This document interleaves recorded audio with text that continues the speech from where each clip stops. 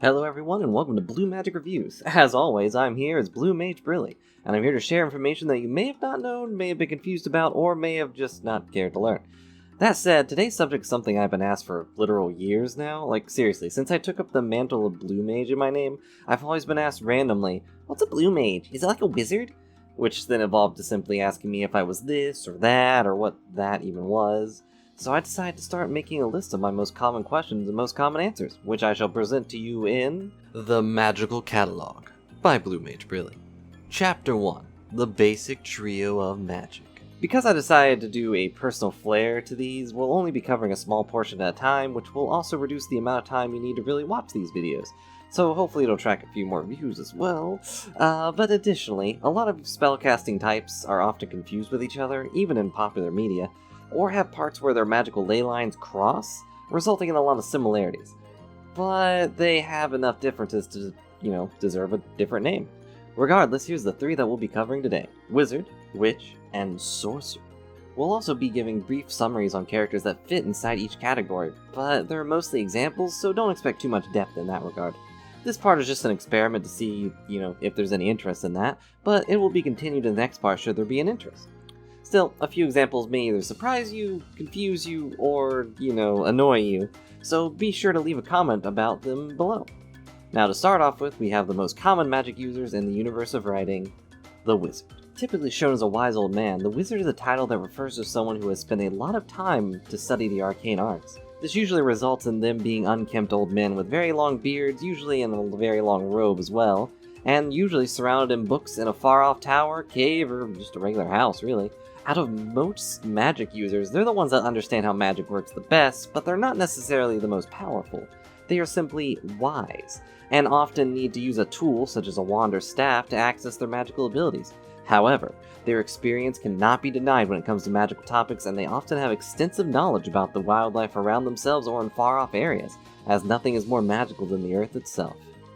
Examples of wizards include Merlin, from the King Arthur stories and possibly being one of the most recreated characters of all time. He is the apex of wizardry in almost all forms, being the prime example of how they look and acts as a blueprint for magical users. He has been portrayed in such a variety of ways, from an old man to a child piloting the body of an adult woman, that it is impossible to get a real read on who he is or what he's really about. But his, or her, magical prowess can never be denied. The next example is Gandalf, from Lord of the Rings by J.R.R. Tolkien. While mirroring Merlin in overall design, Gandalf acts as a more open-ended of a wizard, as he always showed a high level of knowledge of the world at large and what could be done to save it from disaster. While his power is never put on full display, his mind and spirit definitely act as a symbol for magic users to follow. He acts more as a real character rather than a simple idea of what a wizard is.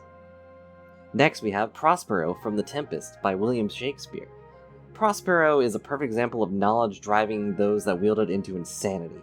He researches magic to protect his child, only to abuse the power to control others and everything around him, until he regrets his choices after realizing that he was doing, evil stuff and not protecting anyone, least of all his daughter.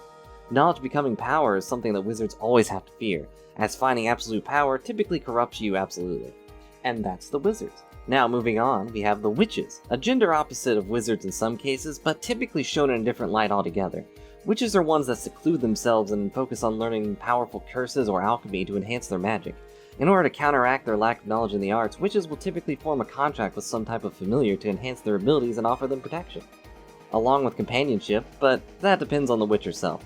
Not all witches are evil, though evil ones are the most common. Like the wizard, however, their power comes more from the knowledge of the world at large rather than at a price or a way that happens naturally.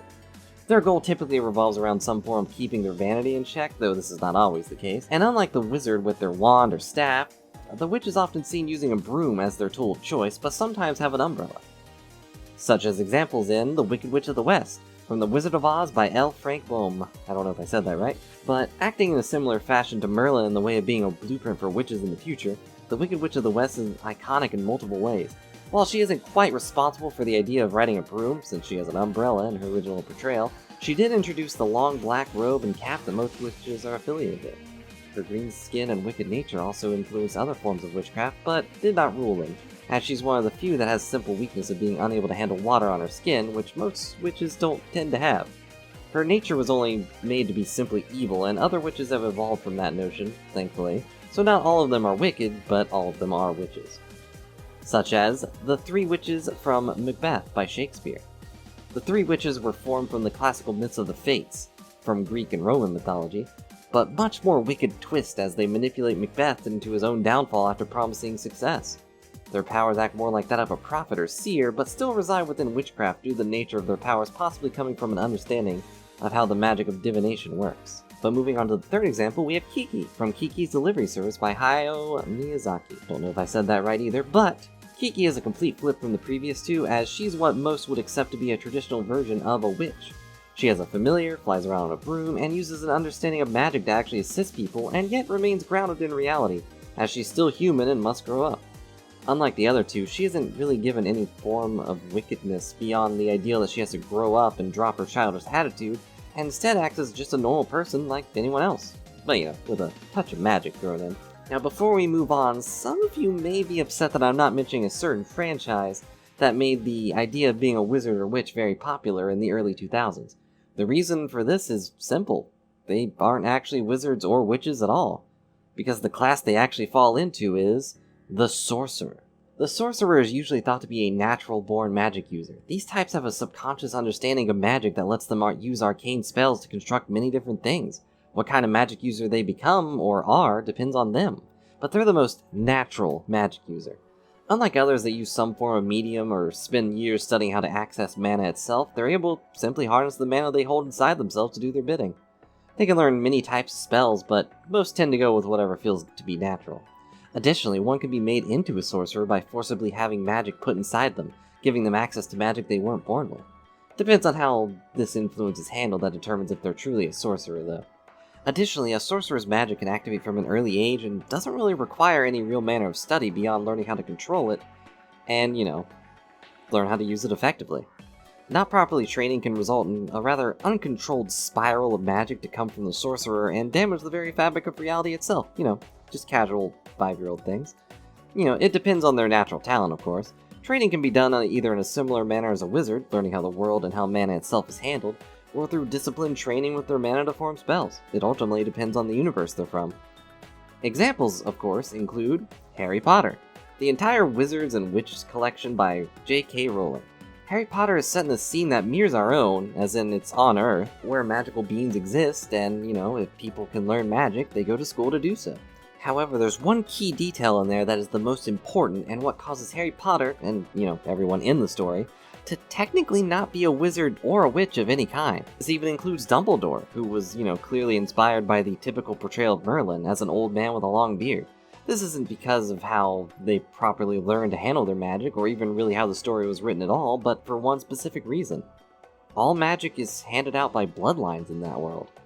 Those that do not have magic cannot use magic in that world, which is not how being a wizard typically functions in most fantasy-styled stories. This lines up more with the ideal of being a sorcerer, someone who can use magic naturally if they wish, but require proper training, growth, and knowledge to use it effectively without some form of medium, such as a wand or staff. Wizards, on the other hand, require that wand or staff to function at all, unless they have other tricks up their sleeves to make up for it. Other examples that were confused for being something that wasn't a sorcerer would be in most anime, games, and even some reality TV shows. Because a lot of different anime such as Fairy Tail, Log Horizon, Overlord, Knights and Magic, Little Witch Academia, and even Naruto, all count as forms of sorcery. Additionally, almost every game where you're able to play as a magic user typically doesn't have you really experience the process of learning how to do magic, so much as you really grow as a person, player, whatever, and you learn how to better control your magic you start the game with.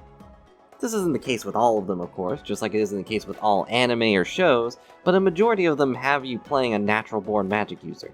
The biggest reason being that they seem to come from either their bodies themselves or their bloodlines, or, you just wake up one day, a dragon tells you, hey, you've got magic, and that's the show. That's how being a sorcerer works, right? Yeah. Regardless, the entire difference between wizards and witches and sorcerers is simply the idea of magic being natural to sorcerers, while wizards and witches have to, work really hard just to get their foot in the door. Either way, it's mostly because of how sorcery is often portrayed that they are confused with being a witch or a wizard, due to either using a tool to enhance their abilities or being required to learn their techniques instead of just, knowing everything right away. But sorcerers do have to work for progress like everyone else. They just have a natural advantage towards certain types of magic.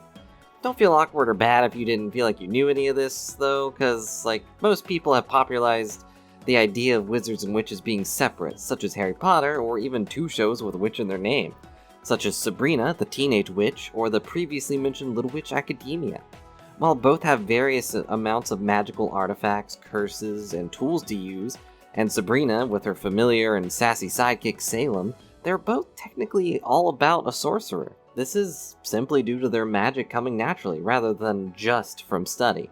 Little Witch Academia is also a mix of both, as eternal magic is used for things such as riding a broom, yet tools and other instruments can be used even by someone who canonically has no magic in their body. Weird, right? But regardless, that's it for today's chapter. I hope you all enjoyed our little trip into a magical catalog, and I hope you enjoyed the art too. If you really like the art, check out the link below to Redbubble, where you can find things that you can buy with that art on them, along with various other things I've drawn. But really, thanks so much for watching, and I hope you look forward to the next chapter. While I do have an idea for where this is going to go next, feel free to share any suggestions you have below in the comments for what I should cover, or, just sit there and be surprised. If you like the sound of my voice, be sure to check out my Twitch streams at twitch.tv/BlueMageBrilly, where you can catch things being drawn and games being played. Again, thanks for watching and have a good day. Bye for now.